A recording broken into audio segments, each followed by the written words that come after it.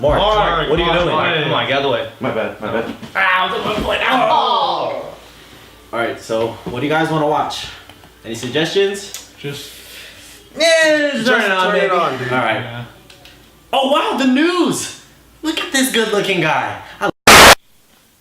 Hello, and welcome back to A News. Today we've got the scoop on American history during post-World War II. From important conferences of world powers, booming babies, and more. For now, let's check back with our reporter John in Ukraine and find out what's going on.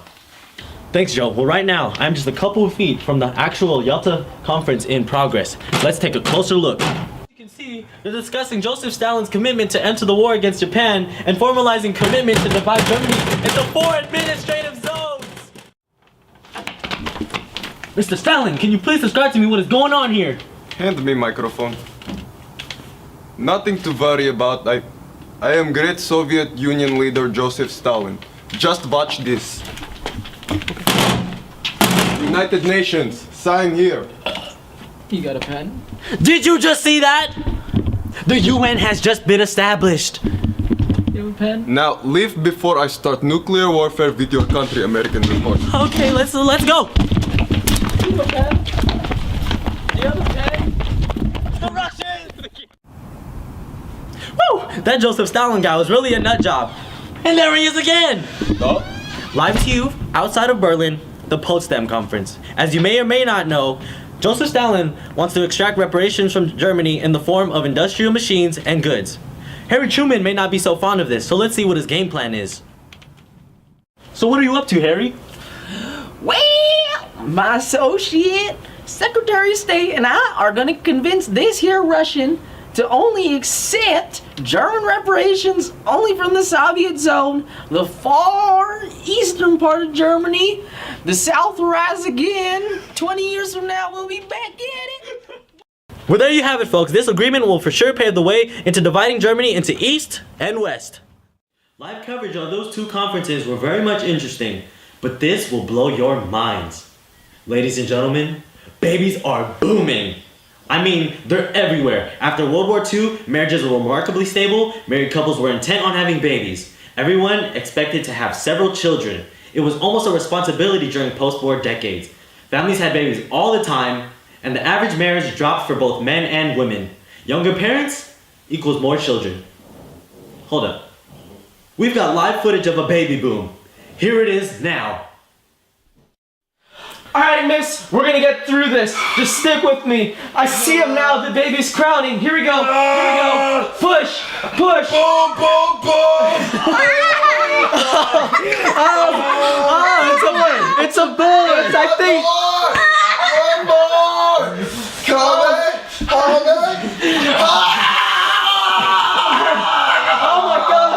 Oh my gosh, it's a boy. My babies, so precious. DJ. Boom, boom, boom. That was very odd and disgusting to watch. But look out, America. The birth rate is up and babies are coming, giving our educational system a boost and mothers a run for their money. But you didn't hear that from me. Signing out once again. Give me the. Wait. I don't want to watch the stupid stuff. Okay. Ooh, channel I like, the news, yes. We were just watching that. It's 1962 and we're live during the Cuban Missile Crisis, the confrontation between the United States and the Soviet Union that we are televising live and worldwide because it is the closest the Cold War has ever come to escalating into full-time nuclear warfare. What's this? The Russians are withdrawing their missiles. I believe the war is actually going to be over. Huh. Let's send it to Marcellus Noellington with sports. I mean, another story. So, we were given reports that Marcellus Noellington was found deceased at the site of Ukraine where Joseph Stalin's Russian team attacked an American reporting team. So, I guess I'll finish the story. Even though the USSR are withdrawing from the war, let's take a look at what they were planning to do. Because of the Manhattan Project during World War II, Russia began to build their own atomic bombs. The program was started by Joseph Stalin, who received a letter from physicist Georgy Flyorov, urging him to start the research. And The Soviet atomic project was charged with gathering intelligence on the German nuclear energy project as well as American nuclear efforts. And after the war, the Soviet Union expanded its research facilities, military reactors, and employed many scientists. That's all tonight. Thanks for watching. Let me show you what TV's all about.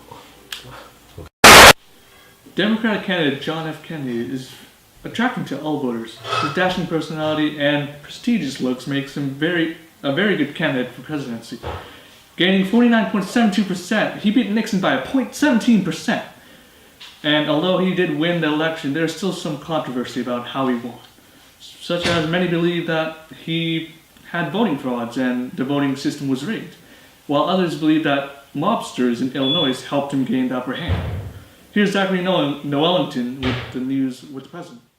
Mr. Kennedy, what are your plans to be president? All I want for our country is to join the new frontier and get past all the challenges we have faced. My message to my fellow Americans: do not ask what your country can do for you. Ask what you can do for your country. And there you have it. Sales are growing across the country, and new shopping malls and fast food restaurants are becoming a more common theme across the American landscape. Called the crystallization points of suburban community life, shopping malls are gathering places for the average teen. In terms of fast food, Ray Kroc founded a McDonald's restaurant and is quickly serving hamburgers and fries throughout America and feeding the American people. Frankly, I foreshadow a rise in obesity in American population, but who cares about that? Mainly, fast food joints and shopping malls are the center for teens and... Now it's my turn. Year of 1953. A new favorite music genre has emerged in American teen pop culture, the devil's music, or as the kids say it, rock and roll. Us civilized adults do not like the message of interracial dating, rebellion, and flagrant sexuality that is sent through that noise they listen to. Here is Jameson with a live interview. In the field looking for a rapscallion who loves listening to devil's music, rock and roll. Oh look, here comes one now, come on, come on.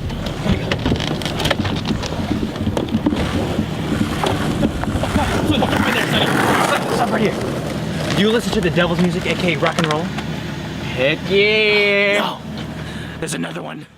On March 1st, 1961, President John F. Kennedy issues his executive order establishing the Peace Corps as a new agency within the Department of State. The Peace Corps program was an outgrowth of the Cold War. President Kennedy pointed out the Soviet Union had hundreds of men and women, scientists, physicists, teachers, engineers, doctors, and nurses, prepared to spend their lives abroad in the service of world communism. The United States had no such program, and Kennedy wanted to involve Americans more actively in the cause of global democracy, peace, development, and freedom.